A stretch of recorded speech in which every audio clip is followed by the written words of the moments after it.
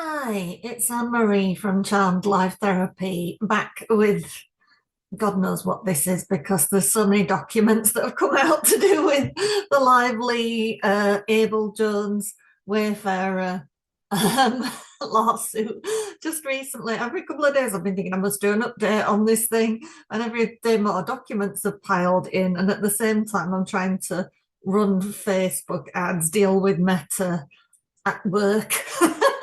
And it's like, oh no, this is getting more complicated by the minute as more information is coming in. But I feel like duty bound to show up and tell you something.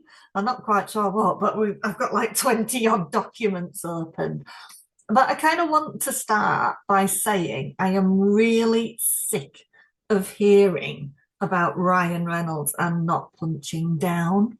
Punching down. I am sick to death of hearing that term, punching down.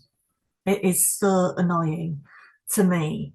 And I don't really like that the content creators are picking up on it as well, because nobody is above anybody else. King Charles of England is not above me or anybody else.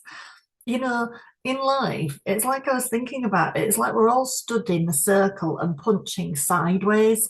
And like eventually it comes back and slaps you in the head and you just punch the next guy. That's what we're doing. And I am really sick to death of Ryan Reynolds banging on about this idea that he doesn't punch down.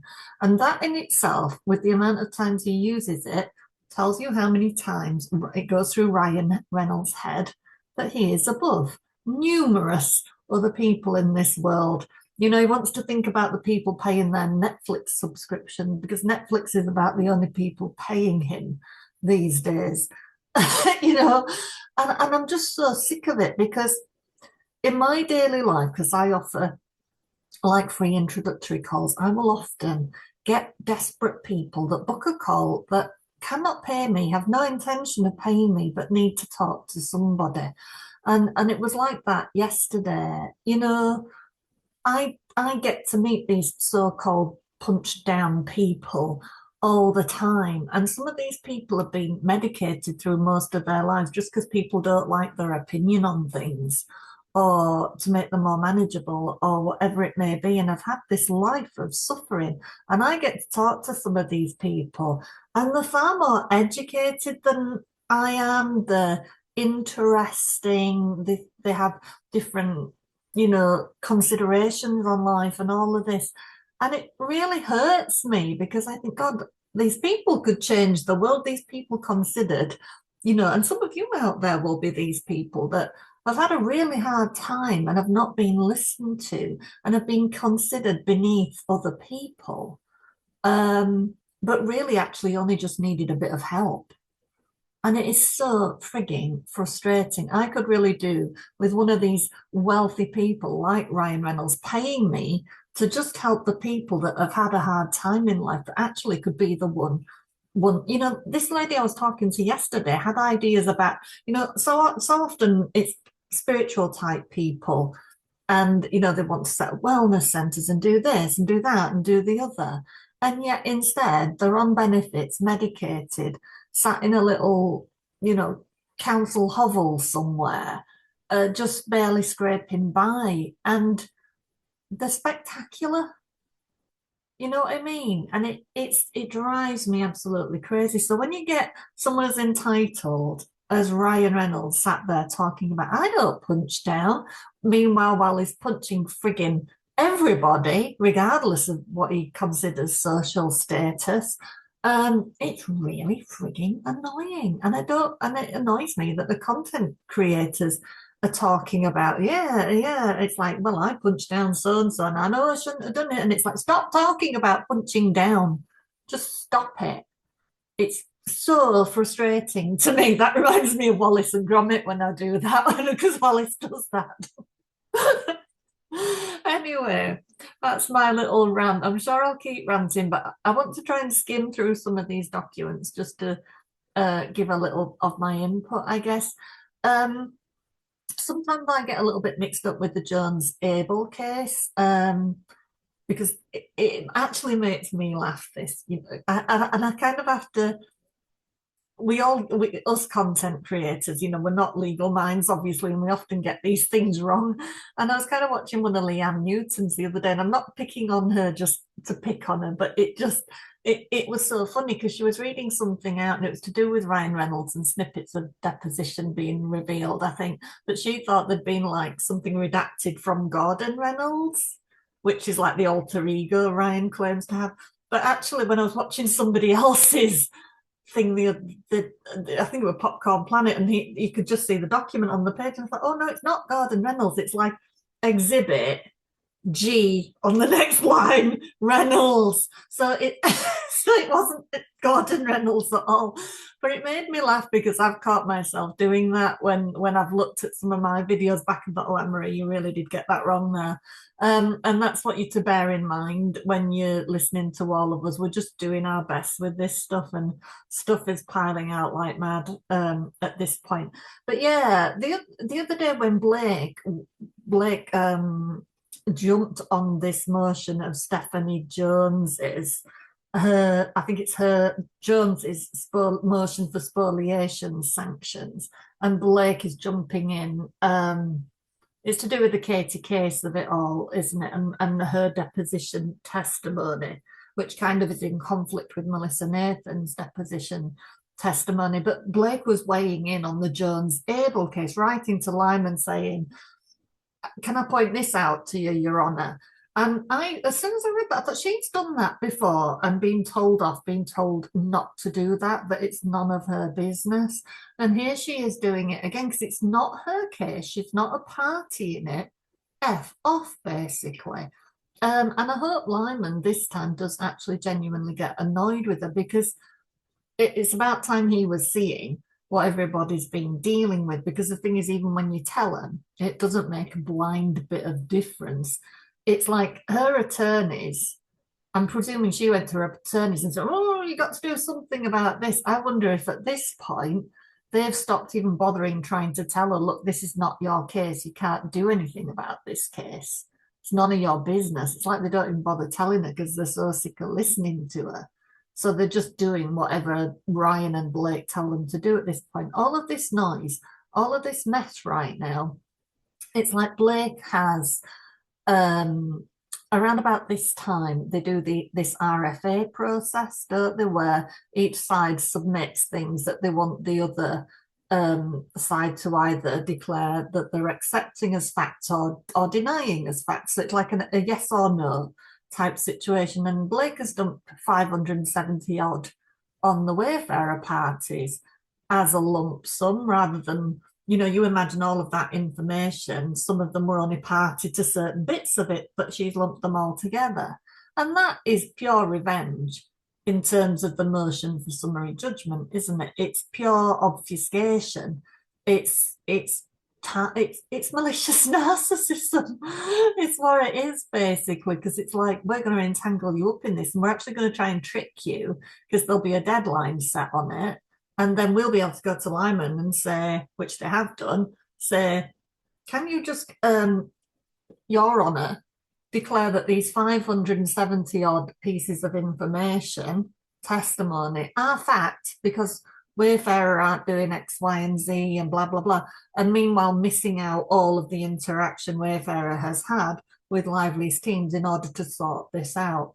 So she's trying, it's like the same with the Jamie Heath of it all. She got that she's going to get hold of the birth video now, but she didn't get away with Jamie not being able to testify about the birth video. But that's what she's trying to do on every level. Get certain things passed as fact without any explanation around it, present what she wants to present to the jury without anybody else having a say on it. And that's what she's done all along. That's what she's been affronted by all along. She wants to say what she wants to say, but nobody else gets to defend themselves and nobody else gets to present a case. All of these sanctions nonsense is literally all just because you're only supposed to hear it from her perspective. Right from the start, it's like she's so dumb that she thought when she filed that CRD, because somebody told her they won't be able to do anything about this because it's protected and blah, blah, blah. It'll just look good to the public. You'll get away with murder. Your reputation will be restored. End of. But they didn't factor on in the fact of Wayfarer had had enough of being told what they were and what they weren't. So she's still never got over that. She's still, it's basically that's the case she's fighting. You lot told me that they would never be able to say anything bad about me again. And I'm still here, sticking by that because that's what I was originally told. That's kind of where it is. It's like you're dealing with spoiled toddler syndrome. That's kind of where it is, really, isn't it? So I know there's all kinds of deposition bits and bobs. I don't want this to go too long if I can help it. So I might try and whiz through some stuff, or I might end up doing it on another day, some of it. But it's been coming out so fast that I haven't had chance to keep up with it before things have changed and new stuff has come out and other people have beaten me to the punch in talking about it. I've given up trying to keep up or trying to be on it. I don't know how these other content creators are doing it because they literally must be not sleeping, not caring for the children or have support or something. But me is just me on my own, and I like to sleep, and I don't like to jump on the internet at 2 o'clock in the morning and talk about stuff. So you get what you can with me, basically. So let's just share my screen and see what's here. There's about 20 odd documents open. It's awful.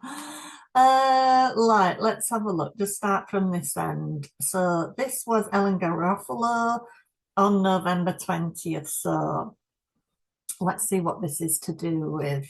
Just blow it up a bit.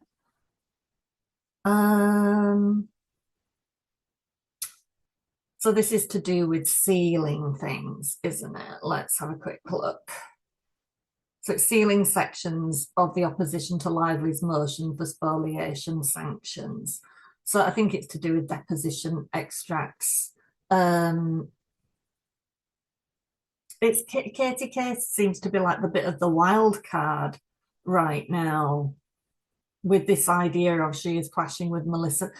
The Stephanie Jones leaks website thing is quite interesting, really, in all of that. These mysterious websites to do with Stephanie Jones seem to pop up in May 2024. So technically, they're too early, really, to be anything to do with. We know it's not Justin and co that have said go out and create. They've never been really interested in Stephanie Jones. They literally just wanted Stephanie Jones to shut up the Wayfarer parties.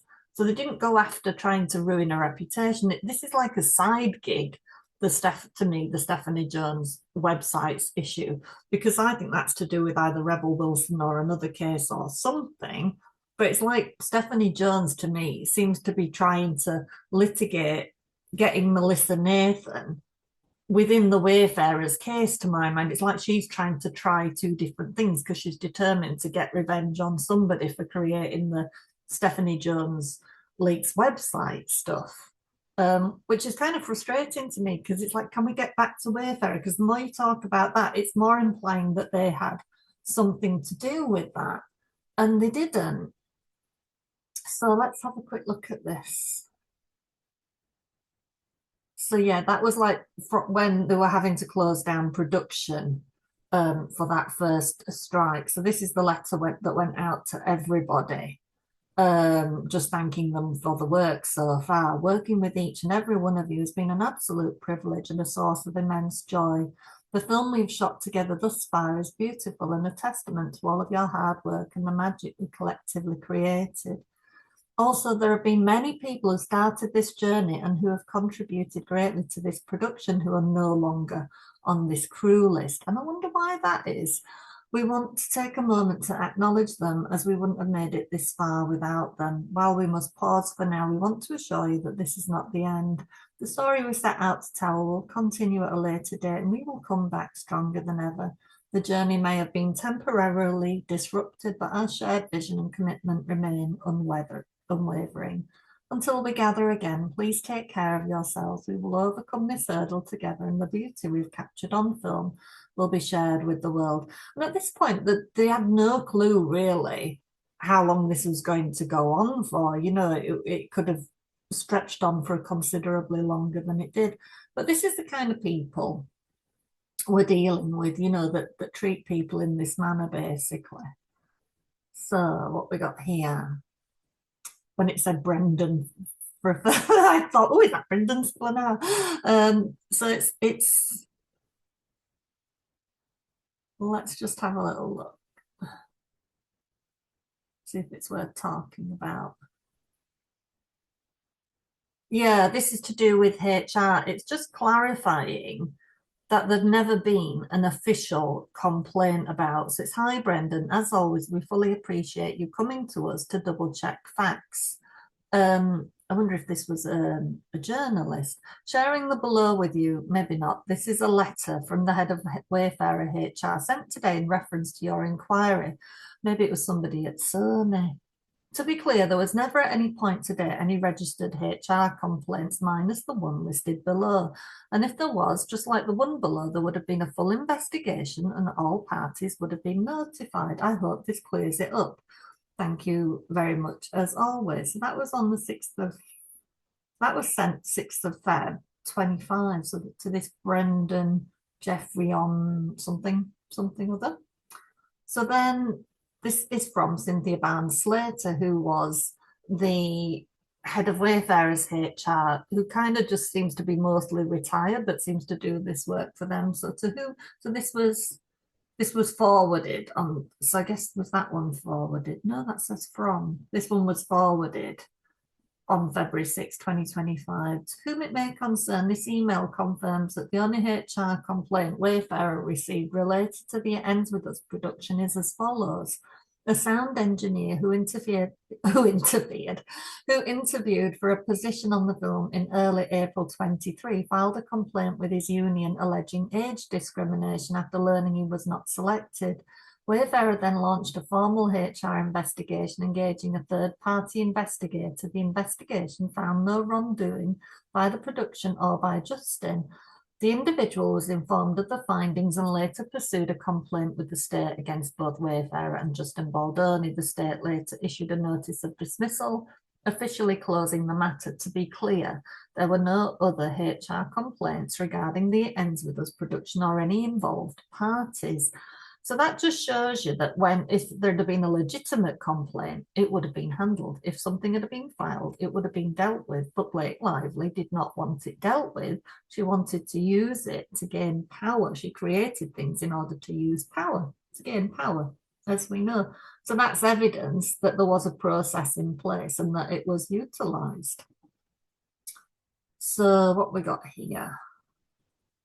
So this is a little bit of depot testimony of Jamie Heath, and it's all patchy as this stuff. There's only little bits and bobs that we've got. So like whether the conversations referenced only incidents that happened within some 10-day or short period of time. Answer, okay. Question, do you think that the fact that it kept being brought up over and over and over, at least on June 1st, in the November 17-point letter in the January 24 meeting, was an indication that perhaps, at least from Blake's perspective, whatever had happened before was not in fact resolved? So this is regarding the little instances of saying sexy, isn't it? And it's interesting that all those video clips, whenever Justin says this sexy word, it's like just a totally blank flip face, isn't it? It's just a matter of fact thing. He's not like going all leery and saying sexy. It's just like sexy. It's just like that, and it's sexy. You know, like you meant, like you wanted. Sexy. You know what I'm saying? It's like that, isn't it? It's not sexy. It's not like that. Ms. Shapiro, objection. The witness, again, I think there wasn't multiple ones. June 1st was the first conversation. There was the first conversation with Blake, right? Some thoughts had been shared. We had a conversation on June 1st, no other conversations about it. You're referencing the November 9th letter as if that's a conversation, but it was clear. I'm not trying to hide away from the language. In lieu of an HR complaint, we know that there's a lot of things that happened on set that involved a lot. There was a lot. We had a lot of strikes. We had COVID. We had issues, production that had nothing to do with you and me bumping heads. But to say it and characterize that as it's coming up again, it was like, here's the protections that I need to make sure that I feel safe, as she put it, moving forward. it wasn't bringing back up the June 1st stuff, the conversation. It was like, here's what I need moving forward. Here's some guidelines. We'd give this to anybody, but it wasn't a conversation about it. We did not think it was kept being brought up and brought up. This is contracts happen all the time of what they need to go on set. Here was one. The January 4th is what I would consider the second conversation, no matter how you want to frame the other. And that meeting with the Sony representative, the new Sony producer, myself, Justin, Alex Sachs, our other producer, no one felt that this was a nod to then. What do you do next? She wanted to express it. She said, just want to clear the air after we talked about it. Then we talked about production. See you guys tomorrow, after they berated him for hours. There was no indication that we were supposed to take another step. We thought the step was done. We talked about it. She got it off her. Even though we disagreed, I still contend to this day that most of what she is saying, either all of it, either it's twisted or fabricated. She says I talked about my genitals. I still haven't heard anybody ask me. She said I had a porn addiction in her complaint. No one has asked me where that came from as it pertains to me, but we talked about it. And our belief, I don't know if lawyers like it if I say this or not, whether we were right or wrong. Our belief at the time was that it was handled. It was discussed and then we moved on. I'm sorry.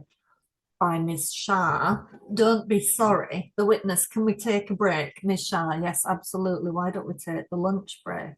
Ms. Shapiro, 45 minutes. Ms. Shah, we can go off the record 40 minutes. 40 minutes is fine. So videographer just goes, we're going off the record. Right. Exhibit 10, what's this? So this is, who does it say? Jamie Heath again.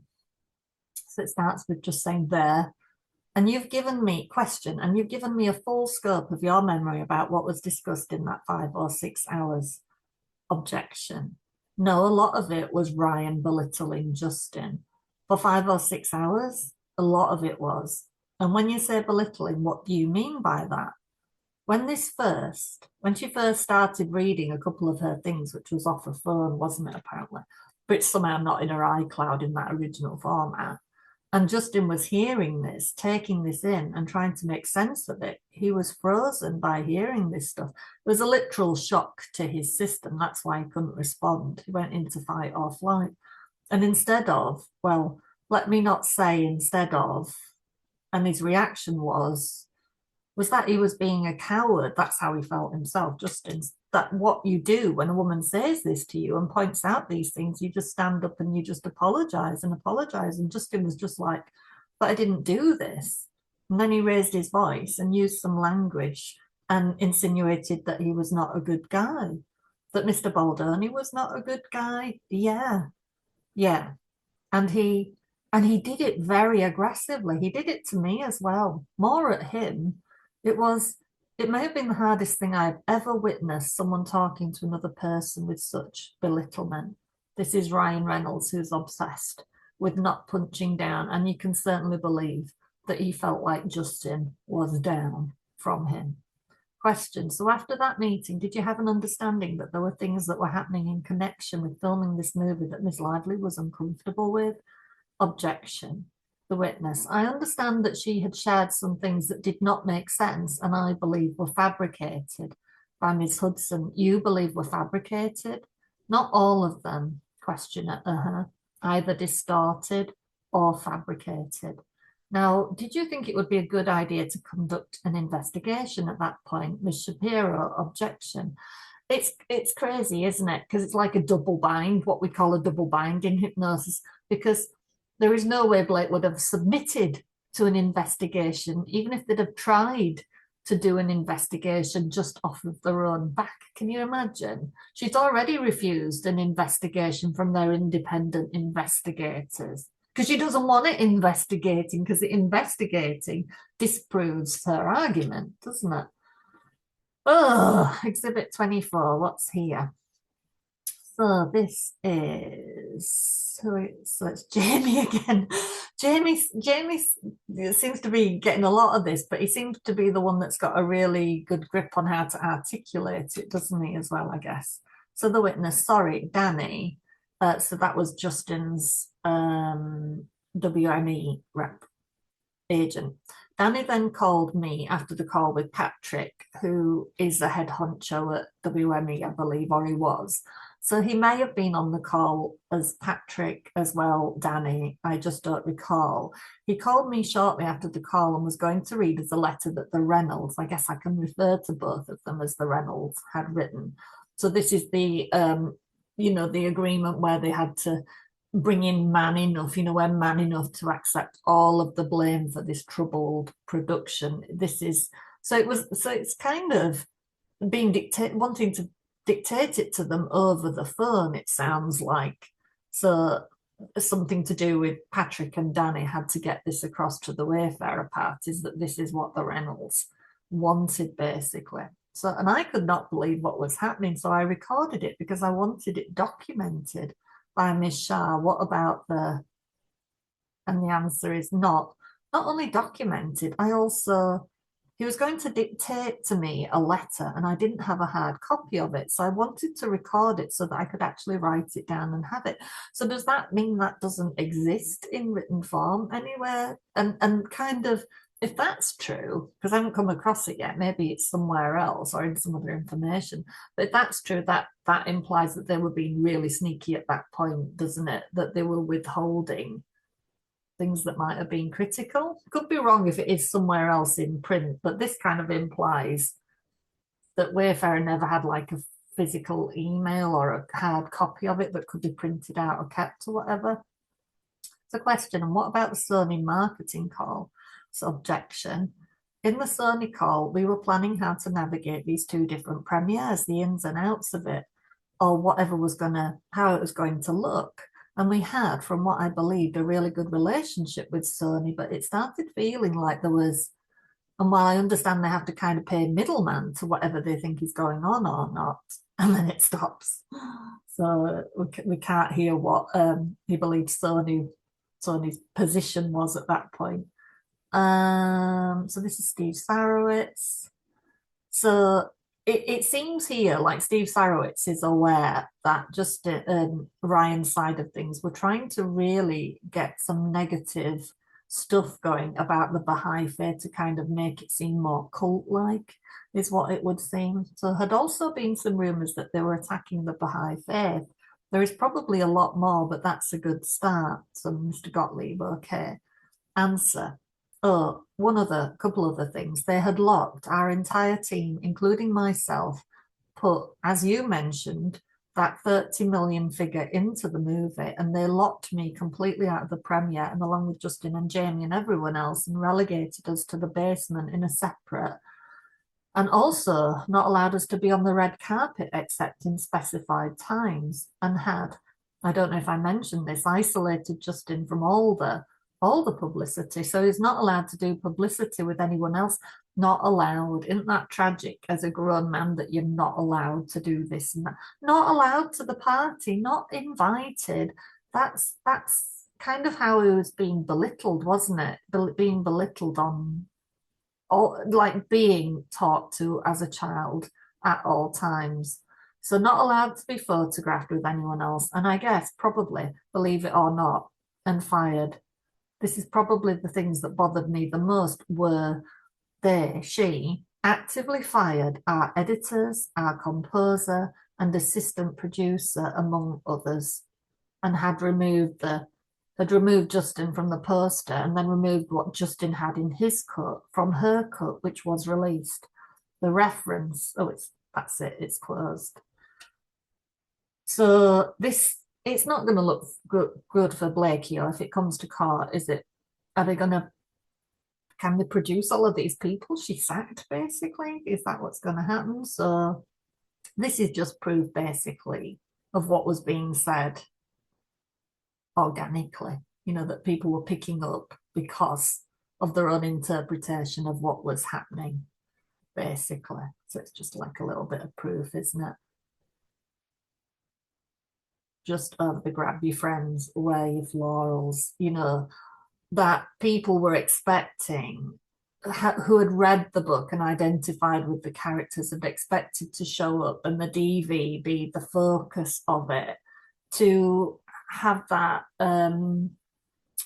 gratification, if you like, of their experience, and they're resonating with the book, to have that reflected in the movie and in the promotion and marketing of it.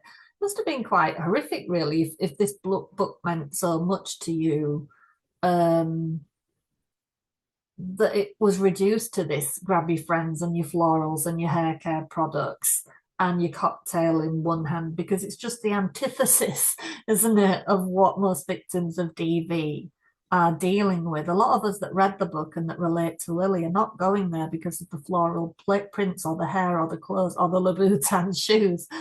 We're going there because we want to see ourselves on the big screen, and they wanted to see themselves reflected in the care of handling, of marketing it sensitively, and being aware of the women who are represented by the movie, I guess. And it's Colleen Hoover obviously has started talking again, hasn't she? And she's claiming that she and her mother have PTSD after all of this. And that's quite a big claim, isn't it? You know, PTSD. PTSD is talking about you having, because of the whole court drama or legal drama and being dragged into it, she's having flashbacks and panic attacks, and certain things are triggering her, and she's having a full body meltdown. Sounds are triggering her, scents are triggering her. I'm not saying it wasn't nice, but I don't really believe that she's suffered PTSD off the back of it. But it's really, we need Colleen Hoover to stop talking until it comes to court. I think she's not doing herself a favour at all, is she? Maddie Spear, a trauma therapist who has worked with survivors of domestic violence, said she wishes Lively would have more openly used the phrase domestic violence in interviews and spoken about resources for those who may be seeking help. I think that's the thing, is it wasn't hard, was it? It wasn't hard for her to have done a few of these things, to throw people a bone or whatever you want to call it, even if it wasn't her thing. She could have shown some sensitivity, but she showed very little, really. It was, and I think the mere fact it was almost like in passing when she did mention anything to do with the real, it's like, she said, you're more than this and you're more than that and you're more than the other. But yeah, if you've had a severe trauma, it is a major part of you.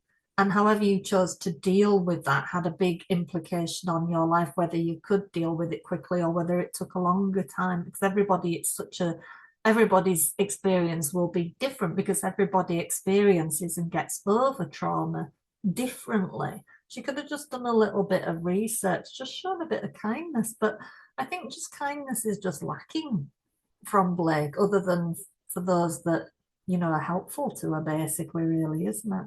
So this is like a text thread by the looks. So that's when they needed to have some kind of little emergency Zoom. So Stephanie Jones is sleeping. So it's like, text me and Steph directly, don't email the alias that has the full team on it. So this is when they were being warned that there was the 17-point list was coming, basically. With the tentative resolution of the SAG after a strike, we are writing to address how to handle a return to the set of It Ends With Us. No surprise to the film's producers that the experience of shooting the film has been deeply concerning on many levels. The complaints of our client and others, this mysterious and others, have been repeatedly conveyed and well documented throughout pre-production and photography. While we reserve all legal rights at this stage, our client is willing to forego a more formal HR process in favour of everyone returning to work and finishing the film as long as the set is safe moving forward. Blah, blah, blah. There's narcissism drips off of this now when you read these things in hindsight. It's kind of crazy. So I think this is talking about publicity and certain things that were popping up, and this must have been when Jed had just come on board. This is not us, correct? Assuming the guy we brought in would never do this, So and Melissa going, none of us would ever do this. Also, no one even, this is Paul Perez, isn't it? Also, no one even pays any attention to this person past 2005.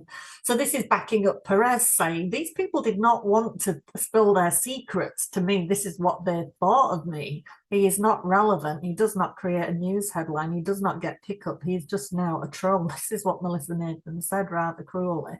There's not one outlet that would cover anything he said or take it seriously. I think as well there's this struggle where it's kind of maybe even unbelievable the way that people are turning against her. But hey, they are organically. It's organic. She's blown herself up by her own actions. More attachments here. This just ran. Obviously, none of us knew about this either, but once media goes in, they go in. If you've watched the Caroline Flack documentary on Disney, you'll see that where Caroline Flack was a troubled person. I mean, she may have been bipolar. She certainly had like quite highs and a lot of lows. If you're not in the UK, you might not know her, but she was a famous UK TV presenter who, committed because she had like a physically violent incident with a boyfriend where both of them were drunk. She saw something on his phone in a drunken state. She kind of was trying to wake him up by hitting him on the head with the phone.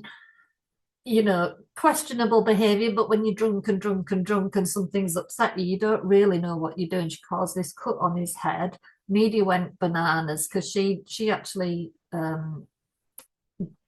cut her at the time of the incident because she panicked because he was going to ring the police, and it was her blood that was all over the place, but it was made out as if it was his blood and all sorts of things. And the police and the Crown prosecution decided to run with it and went with it as a full-blown DV thing. They didn't look at the surrounding circumstances of it, and it led to a death, basically. So but that's what happened. The media just got hold of it because it's like they love getting you onto the pedestal, but they love it even more so when they can knock you off the pedestal. We've seen it with so many people. They love to build people up in order to knock them down. So, and the best thing we can do right now is be quiet. Let's get through this week together, then just move on back to regular planning with Instagram posts and thoughtful ideas and messages. The content creators are on fire, and Justin, she has handed it to them all on a plate. Just concentrate on the success of the movie, your family, and your next project. I have this weird feeling that she's going to reach out to you for a conversation in the next couple of weeks, or he will. Interesting.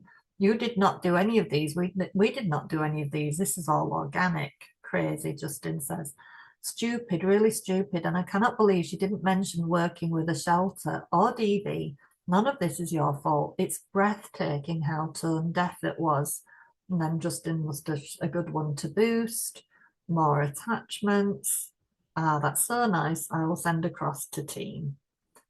Right. So, what's this one? So, I'm just going to say one thing. This is the time to make decision on social planning. Would rather be in the front, in the back, and it cost way more in the back. That's all I will say. And I hope that I'm 100% wrong, but just have to flag, that's my job. Jen saying, do you think we need it? From what you're seeing, because we also have a planned response if needed, considering all of the interviews he's doing between now and Friday. Melissa's saying not this second, but it's one of those better safe than sorry. But from what I'm saying, I don't think you need it this second, but just want to be really, really aware. I am an over planner because socials. Jen, understand we should get on a call with Jamie today. We will likely have a break around 11:30. From my friend at TMZ, Melissa says, Justin Baldoni tips hitting our email about his beef with Blake and Colleen Hoover. Jen, what are the tips? Melissa, I asked, that was my follow-up question. If we can kill before we do the Today Show, Jen says. And Melissa says, nothing to kill right now. Don't worry. Jen, phew. Thank God for you. Melissa, just to be aware. Oh God, famous last words, Jen. This might be a fight, but we will come through it well. That's all that matters. And the tip, how are you guys not covering the beef between Blake Lively and Justin Baldoni and Colleen Hoover? It's starting to show up all over TikTok that there's drama between them all. Also, they unfollowed each other. Um, Jen, it's all fan speculation because he was in Sweden and then as a director did press separately. And then just say they never effing followed. Jen Abel, LOL. I hate everyone. Melissa Nathan loved I hate everyone. Same. BL Vogue cover just dropped reading. I think that was the one. Was that the one with you, Jackman? Was that? I read it. Jen Abel said it's fine. Barely anything about the movie. The entire thing is meaningless fluff. Melissa, she finishes the cookie and brushes off the crumbs. Her ear jewelry sparkles in the light. Yeah, I think that's the one with you, Jackman, isn't it? Which was way over the top, this like glamorous for as if she's like a Hollywood siren that just goes around looking like that full time. Melissa Nathan, we can't change that heading. It's not a place that would. It's clickbait and it's reporting on what happened in brackets, which did happen. We need to concentrate on the big media and socials, but monitor that article heavily. Jen, okay, copy. I think we really need to put the social combat plan then into motion. Melissa, so do I. We are heavily monitoring, trust me, and have our friendlies updating us as well. Jen, can you call Jamie and get the free light? Green light. Melissa, yes. Jen, sorry, we are back in press. And then Melissa just acknowledged that one. And then this is just all links, it looks like. So I guess we got this covered. Avoiding each other like the plague. The ends with us press tour saw one major player missing and fans have questions. So that must have been a headline as such. Let's see if there's anything else. Yeah, it's just like all the see how much there is, can't you? When you're going through it. Go funk yourself, Justin Baldoni finally arrived to promote It Ends With Us. And that must have been like um, a heading somewhere. Jen Abel, your sister is calling me. So that's Sarah Nathan, isn't it? Who's a journalist.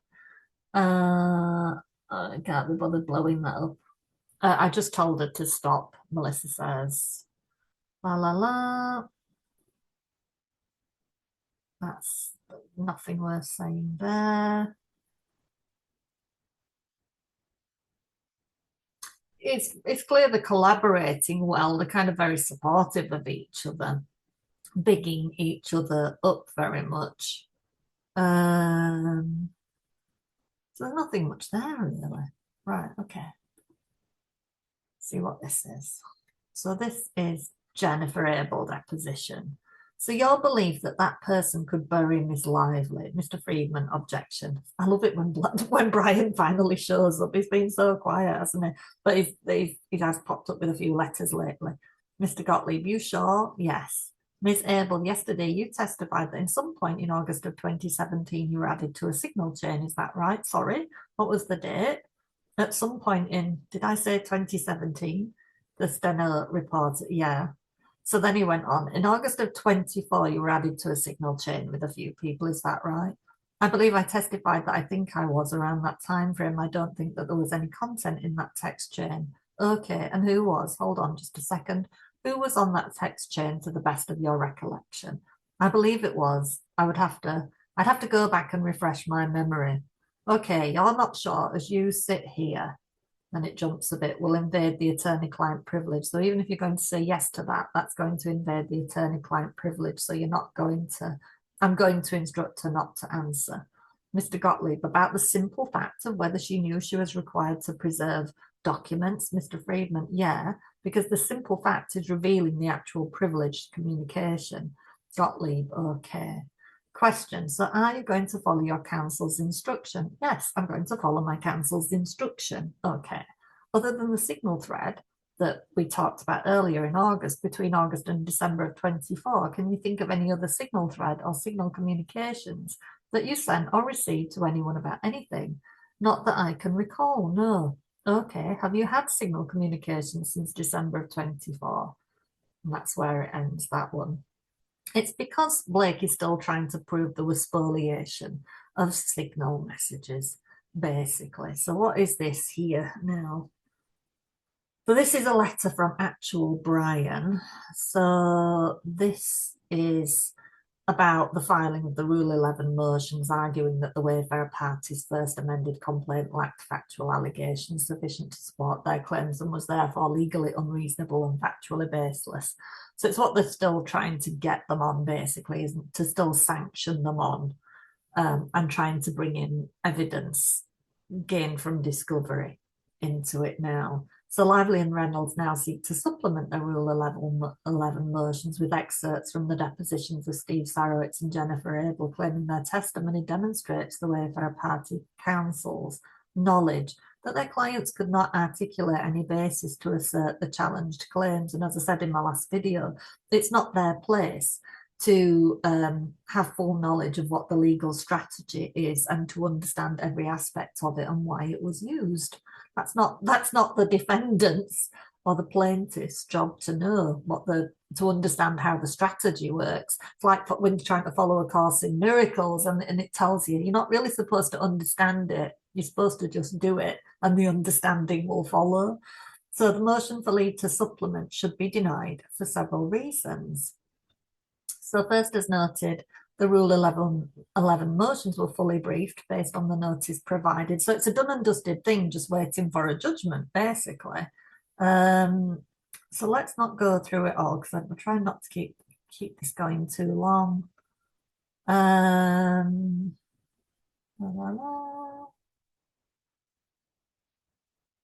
The Abel and Sarowitz depositions were not recently discovered evidence, as their depositions were taken on September 26th and October 3rd, respectively. Lively offers no explanation for filing her letter at this juncture, just days after the Wayfarer party's summary judgment motion. Lively's reliance on Sarowitz and Abel's answers to deposition questions about the basis for their legal claims, coupled with the letter's odd timing, reflects an apparent effort to reassert control over the news media cycle, which we all knew, didn't we? So basically what I said, it's not their position to know what the legal strategy should or shouldn't be or why it was brought in. It's like when I was talking to Meta last night and I think I'm going, yeah, as if I understood it all.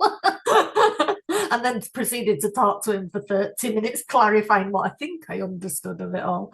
And plus they weren't expecting during that deposition to be called, to have to testify about why certain legal strategy was used. So they're supposed to read their lawyer's mind during a stressful deposition, basically. As noted by Lively regarding her own inability to articulate the basis of her claims at deposition, that's where she couldn't even pinpoint like one article that she believed was a Jed Wallace plant. Couldn't say which was the ones that she found defamation. There was nothing that she could pinpoint. All she knew was what her attorneys were telling her, is what she testified to. Blah, blah, blah.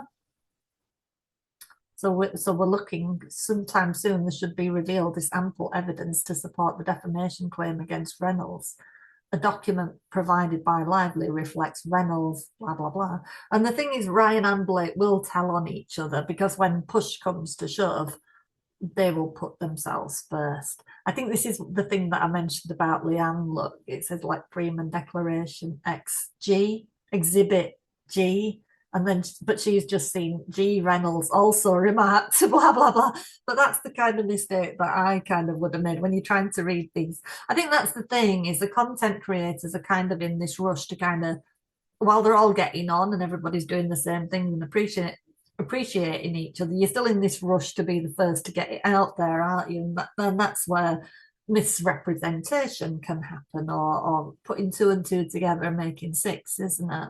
The evidence also demonstrates that Reynolds overtly attempted to interfere with Baldoni and Wayfarer's relationship with WME.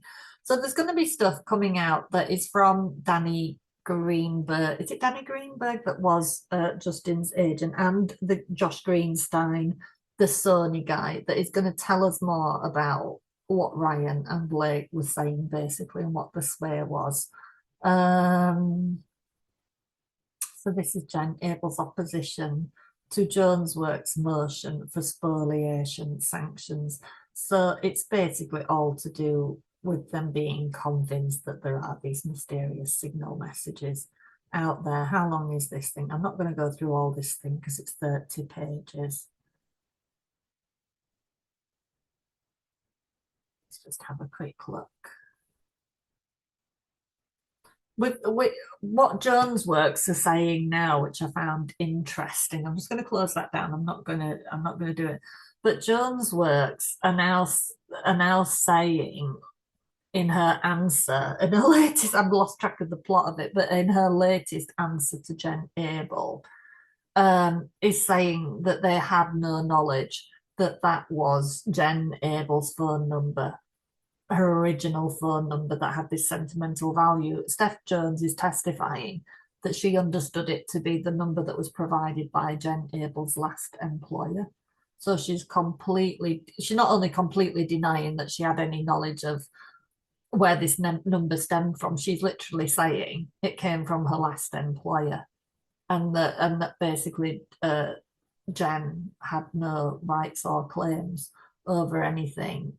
She is admitting that she demanded the passcode and such as that. So what's this here? So is this Kevin? Is this my boyfriend, Kevin? I think it is. So this was yesterday.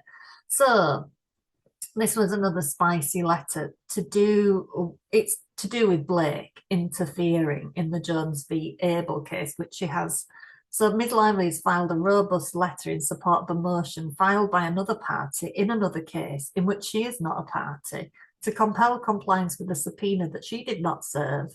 Ms. Lively lacked standing to enforce the subpoena to Ms. Case because she did not serve it. So they're all haranguing over this. So Katie Case seems to be willing to give over whatever it is. It's all to do with this Stephanie Jones Leaks website, and that somebody at some point seemed to have told Katie Case to make some copy or write a few tweets or whatever it is. But I'm sure at some point there was something where Katie Case said that whatever she wrote, she knew to be true. So it wasn't like it might not read nicely to the person on the receiving end of it, but Katie Case understood that whatever she was writing was actually true and factual. But apparently, Melissa Nathan is denying that it was for any of these defamatory websites and denying that it was for defamatory tweets or anything like that. So there's some conflict going on that'll be interesting to see how it unfolds. The crux of Ms. Lively's, for that reason alone, the court should disregard Ms. Lively's letter. The crux of Ms. Lively's contention is that the documents sought from Ms. Case are needed to discredit Melissa Nathan, because according to Ms. Lively, Ms. Nathan's deposition testimony cannot be reconciled with Ms. Case's deposition testimony. Ms. Lively does not explain how any difference in the testimonial evidence concerning Stephanie Jones Leaks or any other website is relevant to Ms. Lively's claims or the defences there too. It's like Blake's trying to say, well, if they can do it elsewhere, they must have done it here, even though I have no proof of it. It's like, yeah, it's like having lied when you were 6 years old, and because you lied when you were 6 years old, then you must be lying now, isn't it?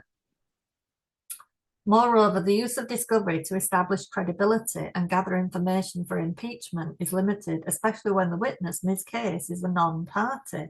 Ms. Lively further argues that the alleged existence of documents concerning websites or social media posts relating to Stephanie Jones confirms there are documents responsive to Ms. Lively's document requests that were improperly withheld.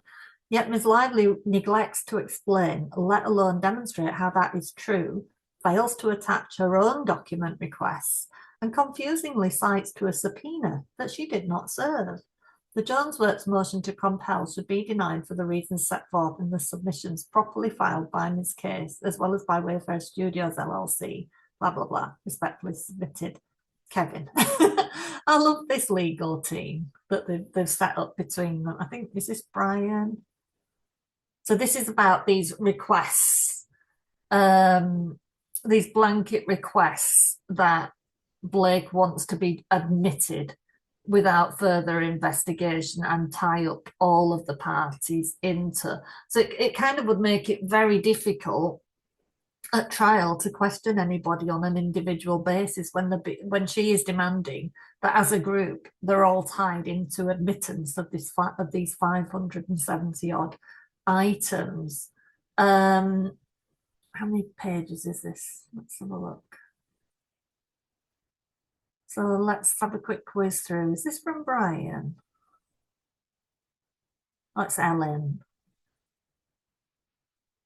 So, blah, blah, blah. Respectfully request that the court deny Blake's motion seeking confirmation that Ms. Lively's requests for admission are deemed admitted by operation of law. Ms. Lively is not entitled to have her requests deemed admitted, as their response, Wayfarers, was timely served on November 13th, where they basically said the form is all wrong of these things. There are a few of these that can be admitted because most of them you've done it as a whole group, and we can't just have a blanket admittance that all parties admit that that is true. It's impossible. Some of them wouldn't have known anything about it. So Ms. Lively's motion is unnecessary, although defendants objected to the 557 RFAs on the grounds that they are directed to a group of 8 defendants rather than a single party. Defendants have agreed to stipulate not only to the authenticity of the documents identified in the RFAs, but to as many trial exhibits as possible to streamline trial and avoid unnecessary litigation. Simply put, defendants have agreed to provide plaintiff precisely what she wants, authentication, where possible, based on each defendant's personal knowledge of the documents identified in Ms. Lively's RFAs.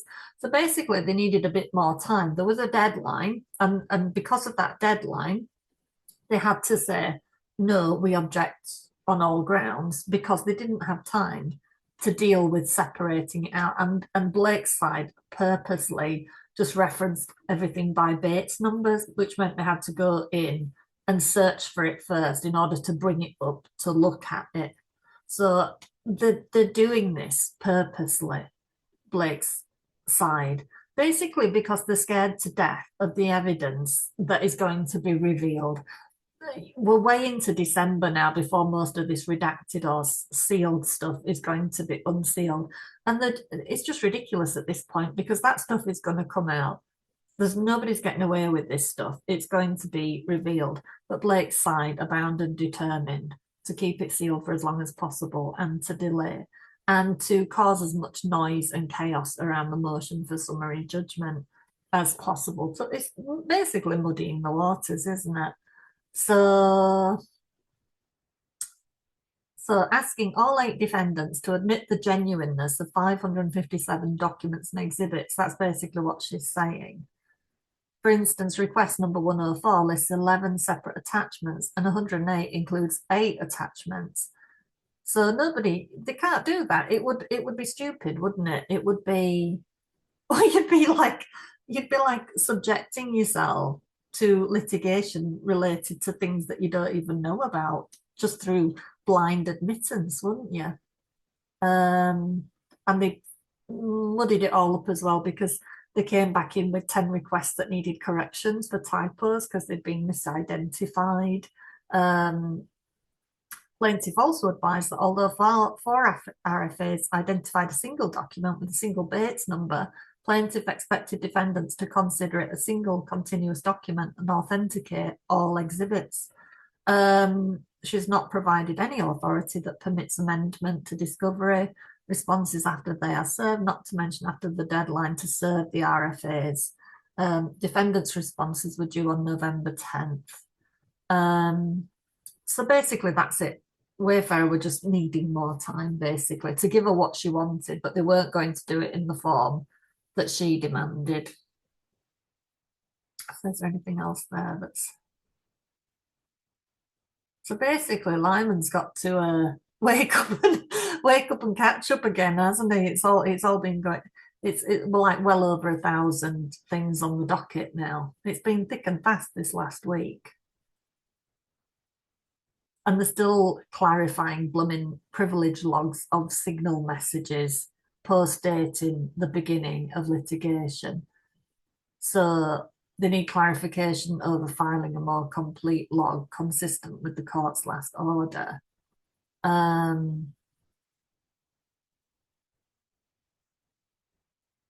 The order directs the Wayfarer parties to supplement their privilege log to indicate the senders of the signal messages logged.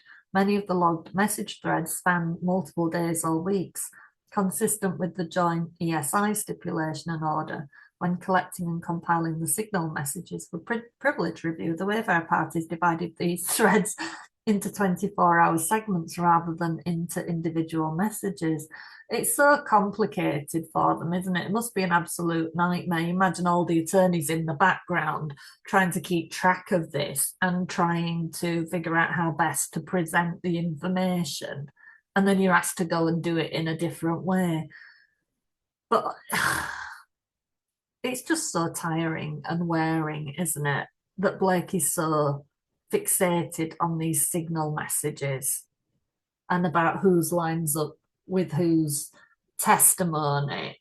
It's just maddening. So that is, oh God, is that Jen Abel? Not Jen Abel's, Stephanie Jones's attorney.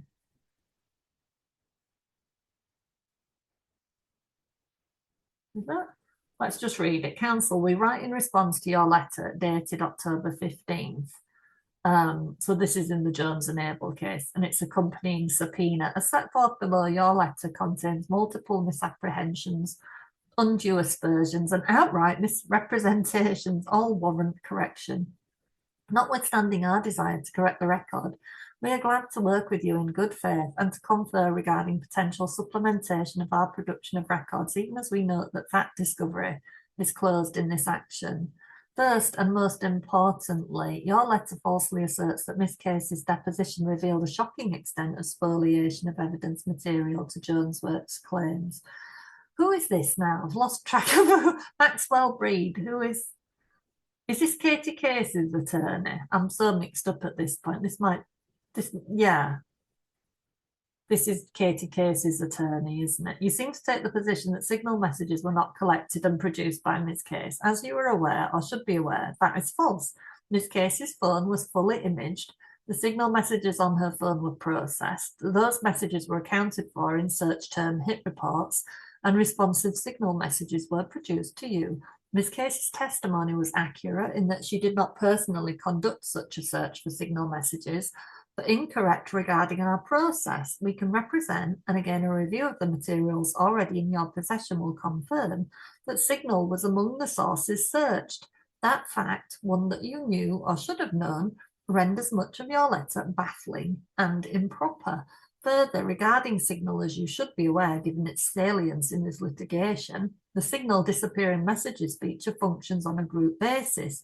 This means that if any participant activates the disappearing messages feature, all messages sent while the feature is active are automatically deleted after a predetermined interval, irrespective of who enabled the feature. Your conflation of chat participants, why am I struggling on participants when I can say conflation? Using this feature with the legal standard for spoliation is baseless. You have reason to know this too, given that by order entered on August 29th, Judge Lyman correctly observed that parties to this dispute were not obligated to preserve self-deleting signal messages exchanged before litigation. Your letter mischaracterizes Miss Casey's testimony regarding the Business Insider article Who is Afraid of Stephanie Jones, testimony that made unmistakably clear the extremely limited nature of her involvement as an off-record source. Miss Case did not send any information to Business Insider herself and was not integrally involved in planting or providing information. Her only involvement in any information transmitted was limited to her off-record conversation, about which she testified in detail and formatting a list of names that were provided to her that may have ultimately been sent to a reporter, something that Ms. Case lacks knowledge of. Further, as is made clear by Ms. Case's testimony, the only issue she discussed with the Business Insider reporter involved the toxic working conditions she observed while employed at Jones Works, and nothing she stated differed in level, detail, or content from numerous existing public accounts of Ms. Jones' conduct. Because like both Blake and Stephanie Jones are creating an awful lot of noise around stuff that is true. It's basically saying, we don't want to be found out. We know that this isn't false stuff, but we object to the fact that the public knows about it now. That's the problem. You assert that our clear understanding in this case's role calls into serious question counsel's good faith and make reference to pointed questions that should have elicited the exact information that Ms. Case ultimately admitted. To be direct, this is spurious and false. No such direct pointed questions were asked. You do not point to any written communication or any record of a meet and confer where any misrepresentation or omission was made. Indeed, notwithstanding that counsel for Ms. Jones has advanced its mistaken and incorrect view that Ms. Case created websites at issue in this case, including in public filings, the only pointed question asked of us was whether we knew who created the websites at issue. As is clear from Ms. Case's testimony, neither Ms. Case nor our firm, as her counsel, knows who ultimately created the websites at issue. The failure of Ms. Jones' representatives to ask pointed questions is their own. We further reject your position that we at any point caused a tremendous and needless waste of judicial and counsel resources. As set forth in our prior submissions to the court, it was in actuality Ms. Jones' strategic delay in pursuing compliance with the initial subpoena which caused a significant waste of resources. That was when Case and Coslow did Blake's whole production, wasn't it? And got that out of the way. And next thing Jones was saying, pay up, I want my own version of that, but it has to look like XYZ. And then Case and Coslow then got bashed for not having clarified with Jones Works what they wanted and needed at the same time. They kind of argued that Jones should have asked about this, and Lyman came down on the side of Jones and said, no, you should have asked them what they needed, not waited for them to say what they wanted. But it was Stephanie Jones that knew that production was going on and didn't say, make sure you're doing mine at the same time, make sure I need this, that, and the other. So she made them go through it. It made them go through it a second time, basically. Taken together, your ungrounded allegations are troubling. They certainly are not constructive. We ask that in the future you take greater care in assessing information readily available to you before levelling accusations of malfeasance as to either Miss Case or us as her counsel. So they're getting it in the neck, aren't they? Notwithstanding, we are willing to meet and confer regarding an additional review and production of information responsive to your second subpoena, which everybody is fighting, basically, aren't they, at the moment? And that's what Blake is weighing in on and all the rest of it. We will respond to your subpoena formally in writing, but as an initial matter, you seek information regarding individuals with whom this case does not recall having any involvement, including Peter Commissar, Christian Lang, Joe Dunn, Alex Nicholas, and Michael Milosh. As a result, it is likely there are no responsive communications regarding those individuals to produce. Blah, blah, blah. So I think we're running long enough at this point, aren't we? I think, as far as I know, I've talked about much of what I was going to say. I was just going to wing it and not go through the documents because the documents just seem too overwhelming to try and cover. But it's all this noise around the Jones Leaks website issue. And that is my frustration because I feel like that should be a separate legal case altogether, because it's trying to say because Melissa Nathan potentially and Jed Wallace had something to do with that, then they must have done this invisible thing to Blake. And that's what's really frustrating me. They want if Steph Jones has a problem about the Steph Jones leaks stuff, have a separate lawsuit that is to do with that, not wang it in here. That's my frustration. Yeah, so that's to do with, this is like Stephanie Jones, like basically denying everything that Jen Abel came back at her with. You know, when I did that video where it was all about everything Jen Abel had been through and all of the repercussions for her in terms of all the things that she'd lost access to and all of that. So Steph Jones has admitted very little, basically. They're mostly just saying they have, you know, there's very little they're admitting, basically, put it that way. Let's just have a look. The Jones parties deny that Abel owned the phone number and referenced in this paragraph and state that the phone number was owned by her prior employer and merely ported to the Jones plan. Well, technically, it would have been, wouldn't it, if you want to skirt the actual thing? But it would have been owned by the prior employer in terms that Jen at some point ported it to her employer while her employer's plan while she was at the previous place. But they're totally ignoring the fact that Jen has clearly made clear over and over and over again that that number has sentimental value to her and is important to her. So they're just using language to get around it, basically. It's pretty disgusting. I think this is why I keep just feeling like I don't want to talk about this stuff. I'm just getting it's just like it doesn't track with what I'm trying to do in my personal life. You know what I mean? I'm just really ready for it to end, really, or at least the court part of it to come around. You know, so there's not a lot there. It's mostly flat out denials.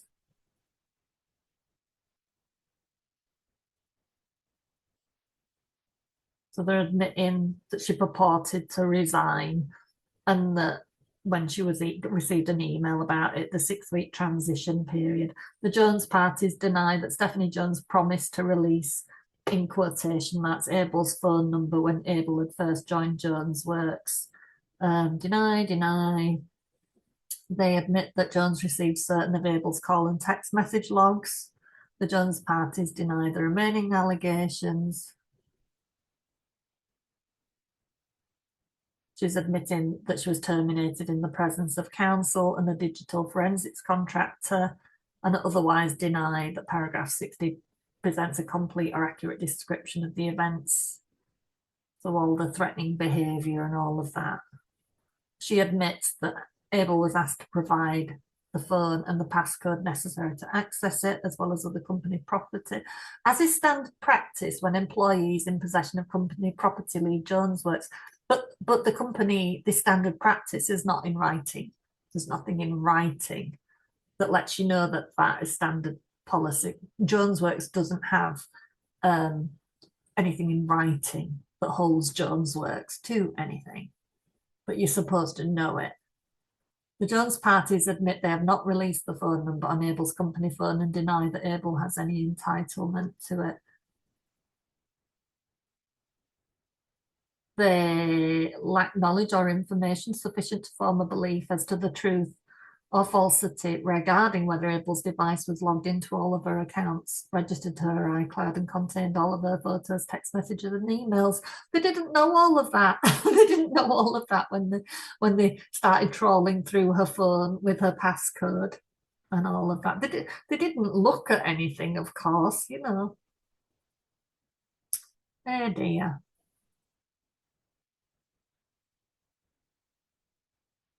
I'm not going to go through all of this. It's just quite demoralizing, really, isn't it? It's like, it's just the lies and stuff. Yeah. I think that was most of the things I was going to talk about today. Like I say, it's all been going so fast that I haven't really I've been keeping up with it and reading it but I haven't had time to um really study anything. And it's like I thought I should be doing this every day, but I couldn't get back into the rhythm of doing a YouTube video every day about it. I just didn't have the time or the bandwidth. There's a lot on my head right now and a lot on my plate. But yeah, it's been a lot, I would say. But I just feel like a lot of it is just so much noise and purposeful. just to kind of muddy the waters over the motion for summary judgment. It has just been about just trying to change the narrative. But it's just interesting, isn't it, how Ryan's still on his publicity jaunts here, there, and everywhere and saying stuff on purpose to irritate the public still at this point, still say, talking about soft parenting and his children being spawns of Satan and all of the rest of it as if that's self-deprecating. But it's like, read the room, isn't it? So it's like, why is he refusing to read the room? Or does he just get joy out of knowing the public is pretty anti him at this point? So he's still gonna just crack on and irritate us. That's kind of what he seems to be doing. But that is the narcissistic way of being and doing. It's like you just don't get it. You just don't get it when you're a narcissist, and you just will never get it. Because it's still all energy. Even if you talk a ton of negative stuff to Ryan Reynolds, it's still all energy that feeds his worldview in some way. But yeah, please spread the word to stop using this punch down metaphor, because I bloody well hate it. Anyway, thank you for sticking with me if you've watched to the end, and I will hopefully see you all again soon. Please do hit that like and subscribe if you can too, and hype if you are on your mobile device. See you later.